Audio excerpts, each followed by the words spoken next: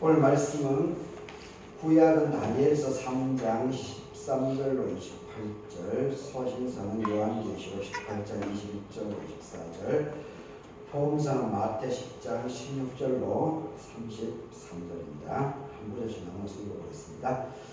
느부갓네살 왕이 노하고 분하여 사드락과 메삭과 아벳느고를 끌어오라고 하매 드디어 그 사람들을 왕의 앞으로 끌어온지라. 느부갓네살이 그들에게 물어 이르되 사드락 메삭 아벳느고야 너희가 내 신을 섬기지 아니하며 내가 세운 큰 신상에게 절하지 아니한다 하니 사실이냐? 이제라도 너희가 준비하였다가 나팔과 피리와 수금과 삼현금과 양금과 생황과 및 모든 악기 소리를 들을 때 내가 만든 신상 앞에 엎드려 절을 하면 좋거니와 너희가 만일 절하지 아니하면 즉시 너희를 맹렬히 타는 풀무불 가운데에 던져 넣을 것이니 능히 너희를 내 손에서 건져낼 신이 누구이겠느냐니. 사드락과 메삭과 아벳느고가 왕에게 대답하여 이르되 느부갓네살여 우리가 이 일에 대하여 왕에게 대답할 필요가 아니하니라. 왕이여 우리가 섬기는 하나님이 계시다면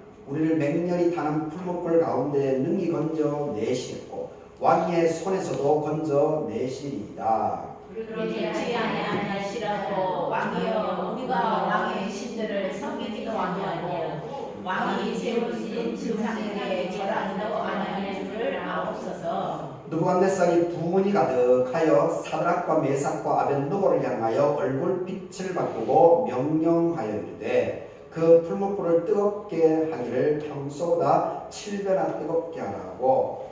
군대 중 용사 몇 사람에게 명령하여 사드락과 메삭과 아벳느고를 결박하여 극렬히 타는 풀무불 가운데에 던지라 하시라. 그러자 그 사람들을 겉옷과 속옷과 모자와 다른 옷을 입은 채 결박하여 맹렬히 타는 풀무불 가운데 던졌더라. 왕이 명령이 엄하고 풀무불이 심히 뜨거우므로 불꽃이 사드락과 메삭과 아벳느고를 불던 사람을 태워 죽였고 이 세 사람 사드락과 메삭과 아벳느고는 결박된 채 맹렬히 타는 풀무불 가운데 떨어졌더라. 그때에 느부갓네살이 왕이 놀라 급히 일어나서 모사에게 물어 이르되 우리가 결박하여 불 가운데 던질 자는 세 사람이 아니냐 하니 그들이 왕에게 대답하여 이르되 왕이여 옳소이다 하더라. 왕이 또 말하여 이르되 내가 보니 결박되지 아니한 네 사람이 불 가운데로 다니는데 상하지도 아니하였고 그 넷째의 모양은 신들의 아들과 같도다 하고. 느부갓네살이 맹렬히 타는 풀무불 앞이 가까이 가서 불러 이르되 지극히 높으신 하나님의 종 사드락 메삭 아벳느고야 나와서 이리로 오라 하매 사드락과 메삭과 아벳느고가 불 가운데에서 나온지라. 총독과 지사와 행정관과 왕의 모사들이 모여서 이 사람들을 본즉 불이 능히 그들의 몸을 해하지 못하였고 머리털도 그을리지 아니하였고 겉옷빛도 변하지 아니하였고 불탄 냄새도 없었더라. 느부갓네살이 나가는데 사드락과 메삭과 아벳느고의 하나님을 찬송할지로다. 그가 그의 천사를 보내사 자기를 의지하고 그들의 몸을 바쳐 왕의 명령을 거역하고 그 하나님 밖에는 다른 신을 섬기지 아니하며 그에게 전하지 아니할 정도를 구원하셨도다. 아멘. 요한계시록입니다. 이에 한 힘센 천사가 큰 맷돌 같은 돌을 들어서 바다에 던져 이르되 큰 성 바벨론이 이같이 비참하게 던져져 결코 다시 보이지 아니하리로다. 또 검고 타는 자와 풍리하는 자와 퉁소 부는 자와 나팔 부는 자들의 소리가 결코 다시 너 안에서 들리지 아니하고 어떤 산세공업자든지 결코 다시 내 안에서 보이지 아니하고 또 맷돌 소리가 결코 다시 내 안에 들리지 아니하고 등불빛이 결코 다시 내 안에서 비치지 아니하고 신랑과 신부의 음성이 결코 다시 내 안에서 들리지 아니하리로다. 너의 상인들은 땅의 왕족들이다. 너의 복술로 말미암아 만국이 미혹되었도다. 선지자들과 성도들과 이 땅 위에서 죽음을 당한 모든 자의 피가 너희가 그 성 중에서 발견되느니라 하더라. 아멘. 마태복음입니다. 보라 내가 너희를 보내미 양을 이리 가운데로 보낸 것 같도다. 그러므로 너희는 뱀같이 지혜롭고 비둘기같이 숨겨놔라. 사람들을 삼가라. 그들이 너희를 공에 넘겨주겠고 그들의 회당에서 채찍질하리라. 또 너희가 나로 말미암아 총독들과 임금들 앞에 끌려가리니 이는 그들과 이방인들에게 증거가 되게 하려 하십니다. 너희를 넘겨줄 때 어떻게 또는 무엇을 말할까 염려하지 말라. 그때 너희가 할 말을 주시리니 말하는 이는 너희가 아니라 너희 속에 말씀하시는 이 곧 너희 아버지의 성령이십니다. 장차 형제가 형제를 아버지가 자식을 죽는 데 내어주며 자식들이 부모를 대적하여 죽게 하리라. 또 너희가 내 이름으로 말미암아 모든 사람에게 미움을 받을 것이지만 끝까지 견디는 자는 구원을 얻으리라. 이 동네에서 너희를 밖에 하려던 저 동네로 피하라. 내가 진실로 너희에게 이르노니 이스라엘의 모든 동네를 다 다니지 못하여서 인자가 오리라. 제자가 그 선생보다 또는 종이 그 상전보다 높지 못하니 제자가 그 선생님하고 종이 그 상전 같으면 조카도다. 주인을 바알세불이라 하였거든 하물며 그 집 사람이라. 그런즉 그들을 두려워하지 말라. 감추인 것이 드러나지 않을 것이 없고 숨은 것이 알려지지 않을 것이 없느니라. 내가 너희에게 어두운 데서 이런 것을 광명한 데서 말하며 너희가 귓속말로 듣는 것을 집 위에서 전파하라. 몸은 죽여도 영혼은 능히 죽이지 못하는 자들을 두려워 말고 오직 몸과 영혼을 능히 지옥에 멸하실 수 있는 이를 두려워하라. 참새 두 마리가 한 앞사이에 팔리지 않느냐. 그러나 너희 아버지께서 허락하지 아니하시면 그 하나도 땅에 떨어지지 아니하리라. 너희에게는 머리털까지 다 세신 바 되었나니 두려워하지 말라. 너희는 많은 참새보다 귀하니라. 누구든지 사람 앞에서 나를 시인하면 나도 하늘에 계신 내 아버지 앞에서 그를 시인할 것이고 누구든지 사람 앞에서 나를 부인하면 나도 하늘에 계신 내 아버지 앞에서 그를 부인하리라. 아멘. 오늘 이 세 본문으로 흔들림 가운데도 중심을 잡을 때 흔들림 가운데서도 중심을 잡을 때 이런 정도로 말씀 생각해 보도록 하겠습니다. 오늘은 이제 창조절 절기를 마치고 대림절 절기가 시작이 됩니다. 성탄절 전까지 매일 4주간이 대림절 절기입니다. 오늘 예배에 참석하신 여러분들에게 하나님의 은혜가 함께하기를 바라겠습니다. 지난주 금요일 토요일 날 우리 여기 바로 옆에 함양에 둘의 마을이 있습니다. 둘의 마을 거기 이제 상당히 넓은 공간인데 정확하게는 모르겠는데 기본적으로 한 3만 평은 아마 될 겁니다. 구체적으로 제가 그걸 내 마음은 잘 모르는데 아마 두레 공동체 김진홍 목사 그 교회 공동체에서 아마 매입한 것 같습니다. 그래서 거기에 다양한 공동체 운동도 하고 그리고 농사도 짓고 이런 활동을 하고 있죠. 저희 갈개로 온 2005년 이후에 서울에서 이제 대학 동료들이 많이 왔었는데 그 중에 이제 그 중에 선배 부부가 한번 온 적이 있었습니다. 근데 이 선배 부부가 저는 이제 둘의 마을을 이제 그때까지는 해도 모르고 있었죠. 온 지 얼마 되지도 않고. 근데 이 선배 부부가 그 둘의 공동체 원장으로 계신 분을 알고 계시더라고요. 그래서 이제 여기서 우리 교회에서 2박 3일 동안 있을 때 한번 저녁 시간에 거기 같이 가본 적이 있었는데 근데 알고 보니까 둘의 마을 그 원장이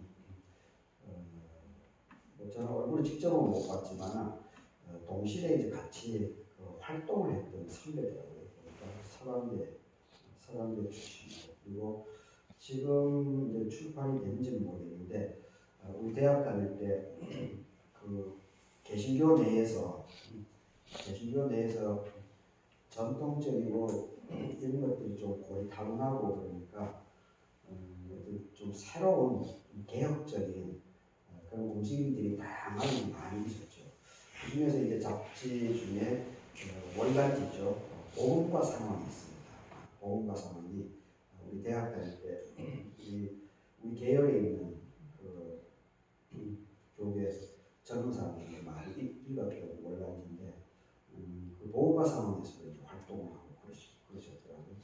그래서 그 이후로 이제 가끔 지리산 기독교 그 연대회의 모임도 지금 이제 지리산 기독교 연대회의 그 회장이 지금 원장 목사님이 지금 그 회장을 하고 있습니다. 그리고 말씀이 또 차분하고 미국에도 오래 계시고 있더라고요. 그러니까 아주 합리적이고 그런 분입니다. 금토 일각으로 우리 전북 동로회에서 목회자회에서 목사 사모들을 위해서 수련회를 일박으로 진행하게 됐었는데, 그래서 이제 어제 밤 11시 반, 금요일 이제 11시 반까지 진행하고, 그리고 어제 또 오후 4시까지 이렇게 빡빡하게 진행했는데, 그래서 거기서 자제는 못하고 이제 왔다가 또 가고 됐는데, 프로그램이 상당히 괜찮구나 그런 생각을 했습니다. 그리고 이제 목회자회 회장이 부노회장 내년에 이제 노회장이 될 사람이 항상 목회자회 회장을 하게 됩니다. 아마 이 목회자회 회장을 전체를 이끌고 나서 노회장이 되면은 더 풍성한 리더십이 발휘되니까 그런 뜻에서 그런 것 같은데, 남원제일교회 장현수 목사님이 지금 목회자회 회장입니다. 그리고 내년에 노회장이 되는데 이 장현수 목사님이 참 마인드가 참 너무 좋은 것 같습니다. 너무 좋. 그리고 아주 열정이 있고 이 아이디어가 아이템이 생각들이 참 많이 있다고요. 그리고 그 자기 개인을 위한 것이 아니고 주변 사람들 이웃을 위해서 자꾸 그 아이디어를 짜내고 결연해 나가고 이런 부분들이 참 신선한 감동으로 제가 다가왔습니다.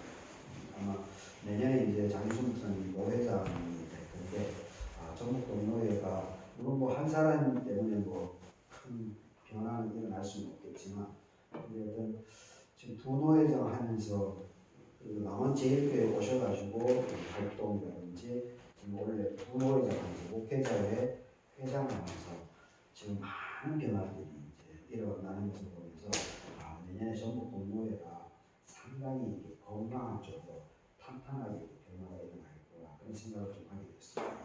그리고 이제 특별히 또 그 총회 이제 교육국장이 이제 여자 목사더라고요.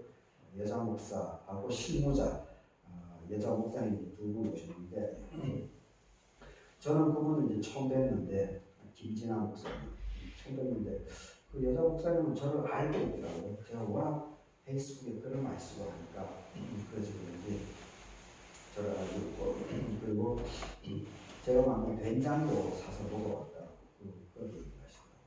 그래서 이제 좀 얘기를 하다 보니까 지금 이제 한신대 신학대학원 그 학장이 바뀌었습니다. 원래 학장이 바뀌었는데 그 학장의 그 부인이시더라고요. 한신대 그 선배가 김미한 선배인데 독일에서 이제 박사학위 받고 오셨죠. 그리고 그 선배 그 김희현 목사님의 형 그 삼형제가 다 목사입니다.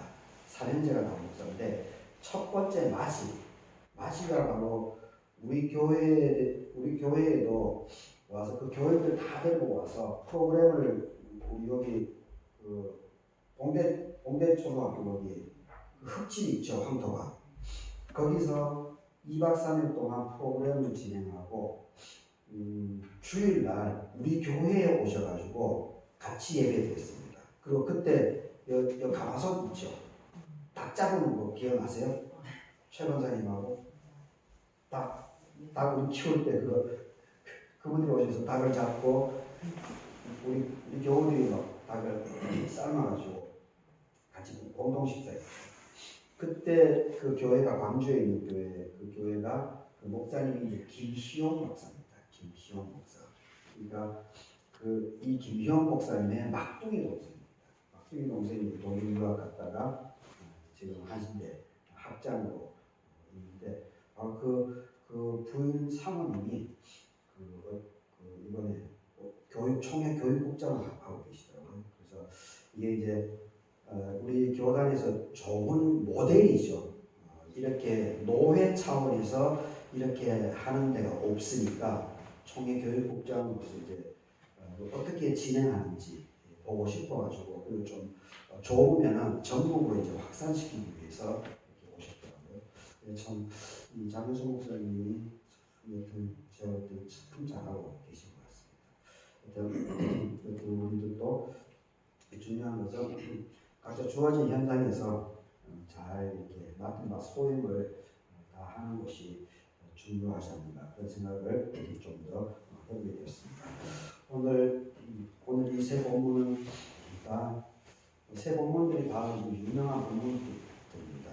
이 다니엘서 같은 경우는 이 다니엘과 세 명의 친구들 하나님을 모함에도 불구하고 신앙을 끝까지 지켜나간 이 모습이죠. 그래서 이 다니엘은 4명 그 바벨론의 포로로 잡혀갔죠.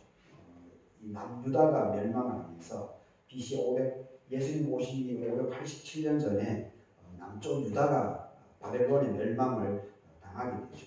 그래서 이 바벨론의 정책상 왕족이라든지 왕족이나 귀족 그 자녀들 이 사람들을 다 데려왔습니다.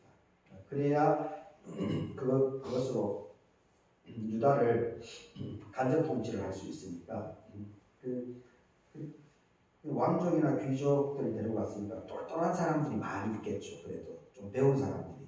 그 다니엘이 바로 이 지혜롭기도 하고 참 똘똘하기도 하고 그리고 거기에다가 또 이 신앙심도 신심도 아주 깊은 그런 것이 이제 다니엘과 세 명의 사드락 메삭 아벤노고 또 본문에 나오는 이 사람들입니다.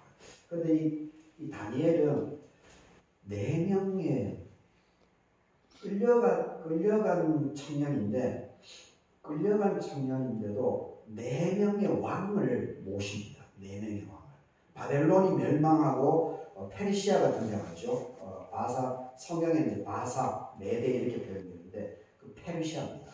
페르시아 다음이 이제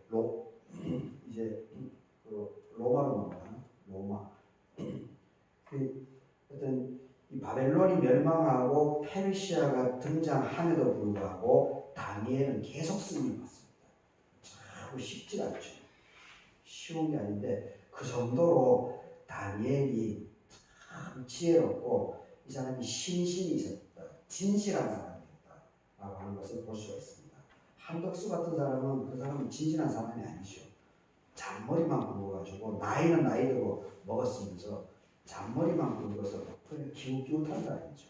여기 빌붙었다가 전라도 사람임에도 불구하고 자기 막 전라도 아니다라고 부정했다가 그리고 김대중 대통령 오니까 거기 잘 보이려고 자기가 또 전라도 사람이라고 또 드러내고 그런 사람은 신실한 사람이 아니죠. 뭐 총리까지 했지만 신실하고 그냥 이 다니엘은 참 심지가 굳은 사람입니다. 그러니까 그 나라가 바뀌었음에도 불구하고 거기서 쓰임 받는다라고 하는 것이 고려 왕조에서 조선 왕조로 넘어가는데 계속해서 고려에도 쓰임 받고 고려에 쓰임 받는 것이 정몽주죠. 정몽주가 대학자로서 근데 정몽주는 조선 편을 안 들었죠. 이성계하고 이방원하고 내게 편을 안 들어줬죠. 그래서 결국은 이성계의 아들 이방원이가 정도전을 죽여버리지 않습니까? 도저히 안 됩니다. 그 영향력을 있는 사람이니까 살아있으면 불안하니까 그냥 전몽주 선생님 죽여버렸죠. 근데 보통 그렇게 되는 것이 일반이죠. 이 국가 시스템이 바뀌어질 때 있었던 사람은 웬만한 사람이 이제 다 죽임을 당하는데 다니엘은 그렇지 않고 계속 쓰임을 받았다고 하는 것은 참 다니엘의 어떤 부분에서는 처신을 참 잘한 것이고 또 한편으로는 지혜와 총명이 있었다라고 하는 것을 볼 수가 있습니다. 그래서 오늘 다니엘 이 부분에서 제가 살펴보고 싶은 것은 뭐 내용은 다 알죠. 오늘 읽지는 않았지만은 다니엘서 이 앞부분에 이제 3장 8절에 어떤 말이 나오는가 하면 그때의 어떤 갈대아 사람들, 이 바벨론 사람들입니다. 바벨론의 귀족들입니다. 귀족들이 나와서 유대 사람들을 참수합니다.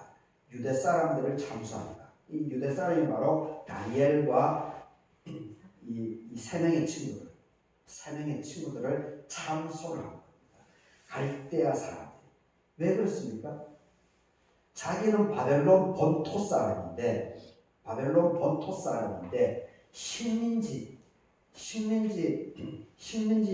나라에서 끌고 온 이 사람들이 이 왕으로부터 쓰임받고 총애를 받으니까 시기 질투해요.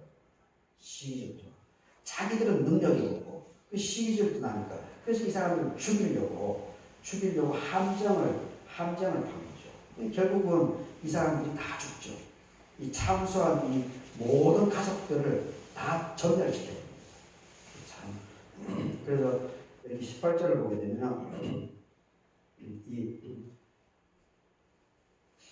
이제 왕은 이제 나중에 진실을 알게 되지만 이 참소하는 것을 실상을 몰랐죠. 몰라서 그래서 불에 던져버렸는데 세 명을 던져 넣었는데 이 네 사람이 보이는 거죠. 네 사람. 그래서 거기서 보게 되면은 네 사람.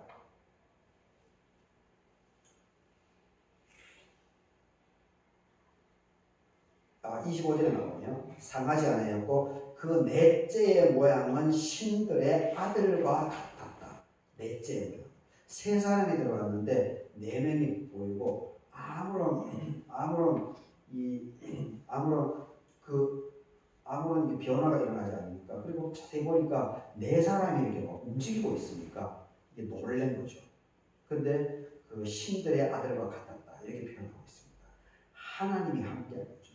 그 풀무불 속에서도 하나님이 함께하고 있었다라고 하는 것을 이렇게 멋있게 이렇게 표현한 것을 보게 됩니다. 일단 18절에 보게 되면 임금 그렇지 아니하실지라도 왕이여 우리가 왕의 신들을 섬기지도 않고 왕이 세우신 그 신상에게 절을 하지도 아니할 줄을 아옵소서. 나는 굽히지 않겠다는 겁니다. 내가 죽더라도 당신이 나를 죽이고 풀무불에 던져서 고문을 하고 이렇게 하더라도 나는 내 하나님을 고백하면서 오히려 죽을지언정 우상 숭배는 하지 않겠다. 이렇게 그렇게 하지 아니할지라도 참 심지가 대단한 사람이죠. 심지가 아주 대단히 굳은 사람입니다. 결국은 이런 강단 있는 자기 중심을 꾸준하게 지켜나가는 목숨도 아까워하지 않는 이러한 마음 중심, 믿음의 중심이 있었기 때문에 여기서 하나님의 역사가 일어나게 되는 것을 보게 됩니다. 이게 참 쉽지는 않은데 그런데 이렇게 살아가게 되면 많은 사람들에게 감동을 주죠. 김대중 전 대통령이 왜 우리에게 감동을 줍니까? 그분이 죽을 고비를 많이 보내지 않았습니까? 죽을 고비를 박정희에 의해서 죽을 고비를. 그런데 참 신묘막측하게 살아나죠. 그리고 이 사람이 감옥 생활을 많이 하다 보니까 감옥에서 책을 그렇게 많이 읽은 게 아니겠습니까? 영어도 감옥에서 영어 공부를 했다고 하더라고요. 물론 이제 김대중 대통령의 두 번째 부인 이시호 여사, 이분 참 대단한 여성입니다. 우리나라의 현대의 여성 운동의 모태입니다. 이시호 박사가 미국에 유학하고 이화여대 출신자인데 아주 정말 유능한 여인입니다. 유능한 여인. 그러니까 김대중 대통령이 아마 이시호 여사님의 영향도 많이 받았죠. 그 일본에 끌려가다가 배로 현해탄에서 빠져 죽을 뻔하지 않았습니까? 근데 그것이 이제 미국 CIA가 작동된 건데 나중에 알고 보면은 그것이 이시호 여사의 힘입니다. 이시호 여사가 미국에서 유학 생활을 했기 때문에 그 인맥으로 미국 CIA까지 움직인 겁니다. 참 대단한 거죠. 감사한 거죠. 여튼 그렇기 때문에 김대중 대통령 같은 경우가 그것이 이제 풀무불이었죠. 풀무불. 그런데도 타협을 하지 않지 않습니까? 타협을 하지 않고 시대의 변화를 온몸으로 감지하면서 시대의 변화를 돌파해 나가지 않습니까? 그러니까 이 우리 한반도를 변화시켜내는 아주 큰 자양분 역할을 한 것이 아니겠습니까?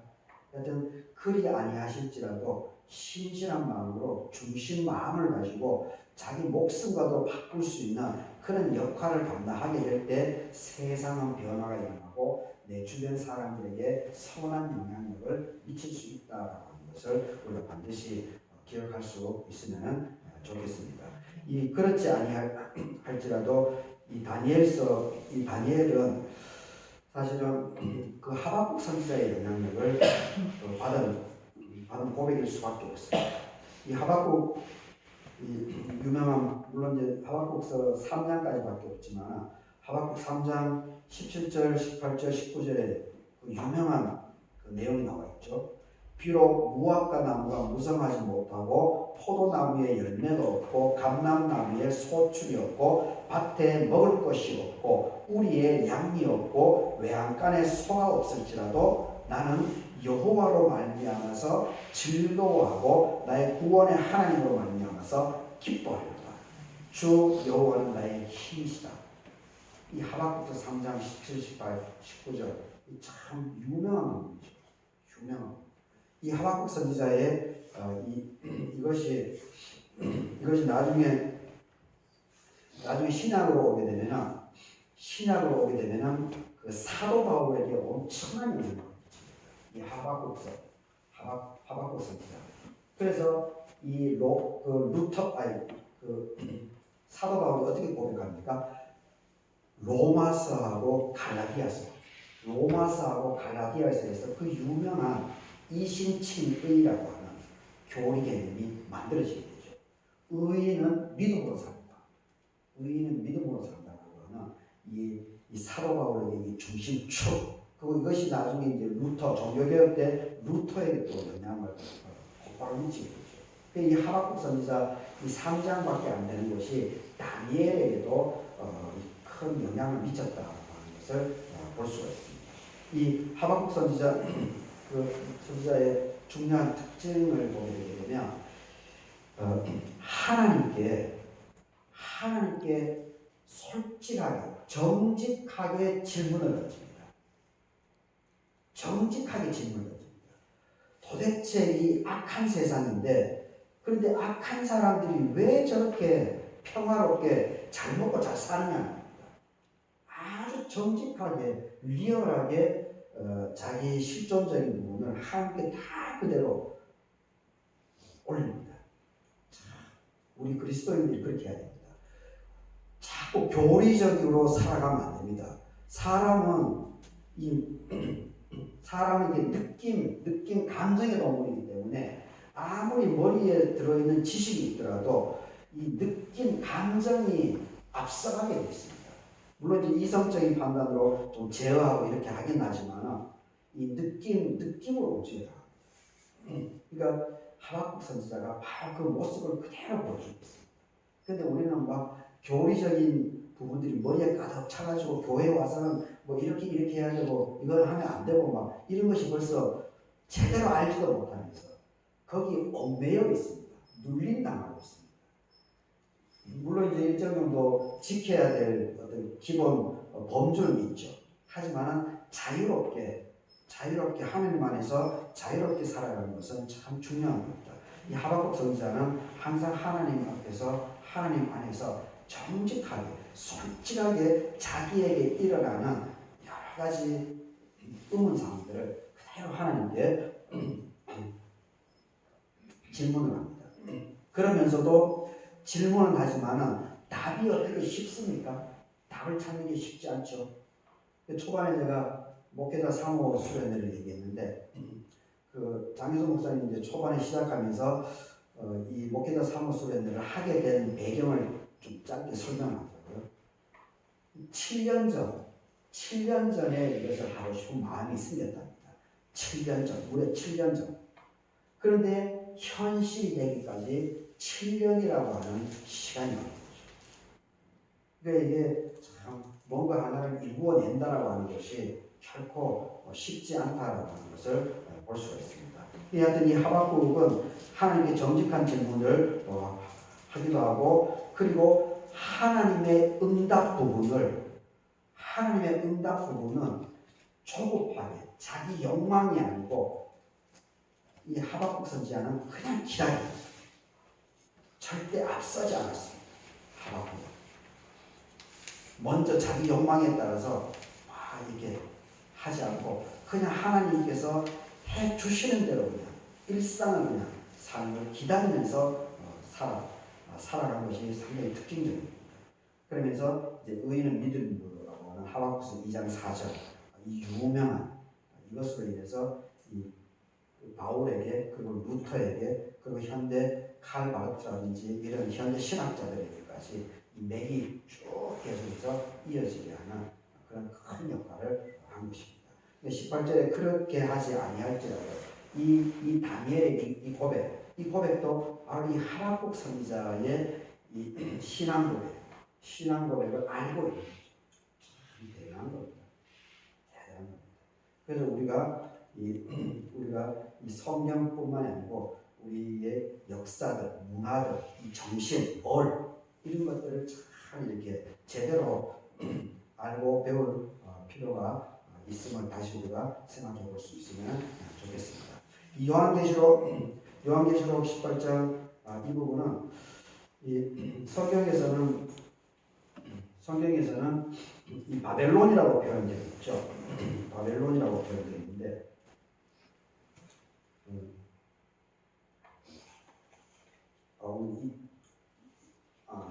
21절에 나와 있네요. 이에 한 힘센 천사가 큰 맷돌 같은 돌을 들어가지고 바다에 던져서 말을 합니다. 큰 성 바벨론이 이같이 비참하게 던져져서 결코 다시 보이지 않게 될 것이다. 이 바벨론이 화려하고 엄청난 권세를 제국인데 근데 이 바벨론도 결국은 돌처럼 바다에 던져지게 될 것이다. 이것은 이제 요한계시록에서 얘기를 하고 있습니다. 결국 이제 바벨론은 오래 못 갔죠. 70년밖에 안 되죠.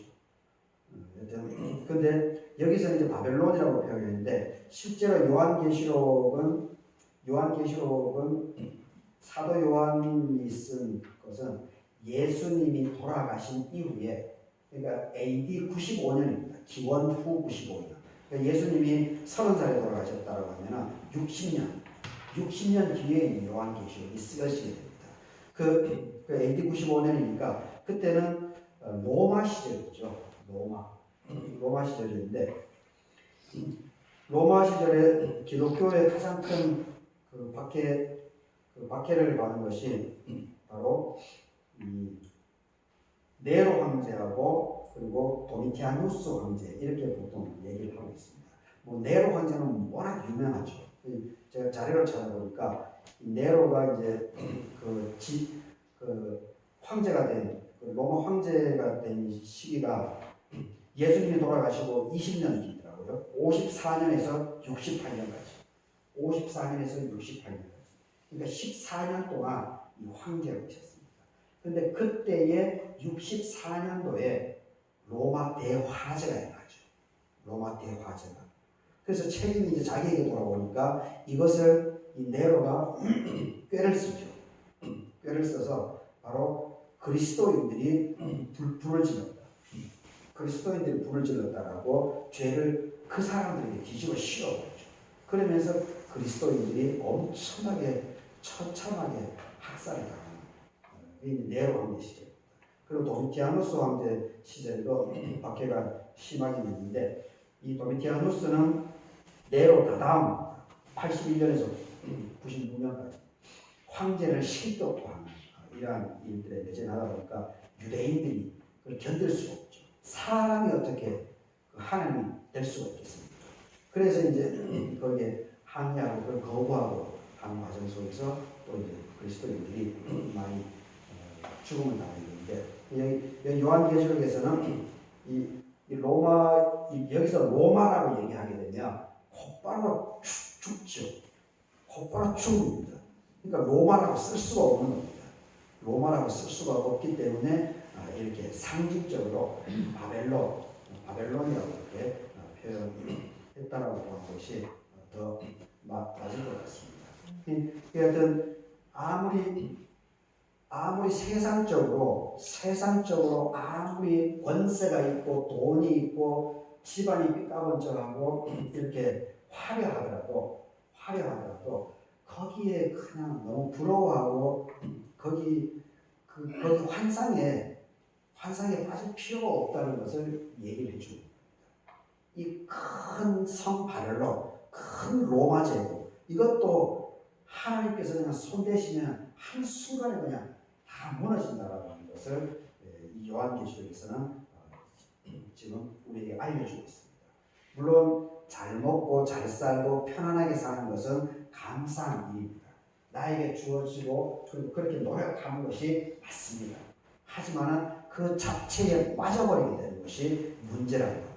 그 모든 것은 하나님께서 허락했기 때문에 주어지는 것이지 나의 의와 나의 힘을 나의 공로를 이렇게 내세우는 것은 결국은 오래가지 못한다라고 하는 것을 반드시 기억할 필요가 있습니다. 잘 되고 축복받고 하게 되면 내 자신도 누려야 되지만 가족도 누려야 되지만 그리고 자꾸 주변에 나누어주고 베풀어 줄 줄 아는 이러한 나눔의 정신을 이렇게 온전하게 살아 나가게 될 때 그 사람이 그리고 그 가족, 그 자녀 성들이 계속해서 하나님의 은혜를 받을 줄 믿습니다. 그러면서 이제 24절을 보십시오. 선지자들과 성도들과 및 땅 위에서 죽임을 당한 모든 자의 피가 그 성중에서 발견되었느니라. 선지자들, 성도들 이 사람들이 하나님을 고백하면서 죽어나갔다는 겁니다. 자기의 목숨도 아까워하지 않고 계속 하나님을 고백하면서 자기의 믿음을 중심을 다니엘처럼 다니엘과 세 명의 친구들처럼 이것을 자기 신심을 자기 마음 중심을 지켜나갔다. 참 대단하지 않습니까? 참 이런 지조, 이런 뚝심 이런 것이 참 많이 있어야 되는데 근데 답답하고 이해관계 속에서 자기 이 속에 움직이고 물론 제 모습 속에서 그런 것이 많이 있는 건 사실이지만 이런 부분을 우리가 더욱더 잘 성찰하면서 이 믿음의 선진들의 이 신실한 이런 믿음의 모습들을 우리가 잘 따라 배워 나갈 수 있으면 좋겠습니다. 그리고 이 마지막으로 이 16절에서 마태복음 16절을 보게 되면 보라 내가 너희를 예수님께서 하시는 말씀입니다. 보라 내가 너희를 보내니 양을 이리 가운데로 보낸 것 같다. 그렇기 때문에 뱀같이 지혜롭고 비둘기같이 순결해야 된다. 이렇게 얘기를 하고 있습니다. 하여튼 이 세상살이가 예수님도 보기에 이 세상이 만만찮다라고 하는 것을 우리들에게 알려주고 있습니다. 그러하기 때문에 지혜롭고 순결하게 그러니까 이 대표적인 것이 이제 오늘 세 본문에 와면 다니엘이 바로 이렇게 살았습니다. 이 험악한 데서. 근데 다니엘 시절을 보십시오. 이 사람은 식민지 나라가 망해가지고 끌려갔습니다. 끌려간 사람이에요. 요셉도 그렇죠. 요셉도 요셉도 자기 죄는 없지만 형제들, 배다른 형제들에 의해 가지고 그냥 팔려가지 않았습니까? 팔려. 17살에 17살에 이집트에 무슨 말이 통하겠습니까? 그리고 노예로 팔려갔으니까 17살 애가 무시당하고 그렇게 쉽게 죽을 수도 있고 그런데 근데 그 요셉이 거기서 그 양을 이리 가운데로 보낸 것 같은 그 엄혹한 현실이지 않습니까? 요셉이 처한 현실, 그리고 다니엘이 처한 현실, 그리고 요한계시록 로마 박해에 처한 이 사람들의 현실, 이게 전부 다 말 한마디 잘못하게 되면 생명이 그냥 왔다 갔다 하는 그런 엄혹한 시절입니다. 그런데도 요셉이나 다니엘이나 이 사람들이 그 시절 그 세상을 변화시켜내지 않았습니까? 더군다나 이 요셉 같은 경우는 보십시오.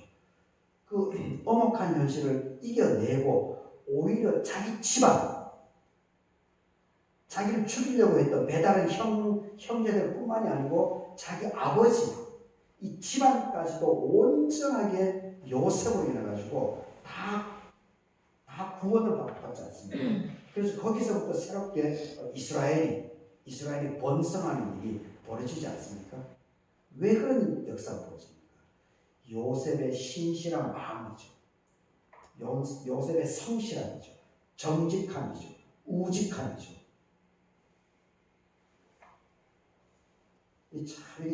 이런 것이 참 중요합니다. 양을 이리 가운데 보냄과 같습니다. 우리 지금 현재 삶도 그렇죠. 물론 죽음이 왔다 갔다 하는 것은 아니죠.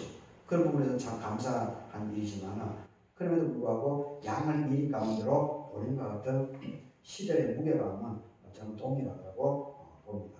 그래서 뱀같이 지혜롭고 비둘기같이 순결해서 요셉과 같이 다니엘과 같이 이 로마 시절 박해에도 불구하고 목숨을 아까워하지 않고 자기 목숨, 믿음을 지키기 위해서 목숨을 내놓은 이러한 믿음의 선진들이 있다라고 하는 것을 우리가 이 시간에 다시 한번 잘 새기면서 이번 한 주간 우리 여러분들이 교회 공동체에 무슨 일이 벌어질지는 그건 누구도 장담은 할 수가 없습니다.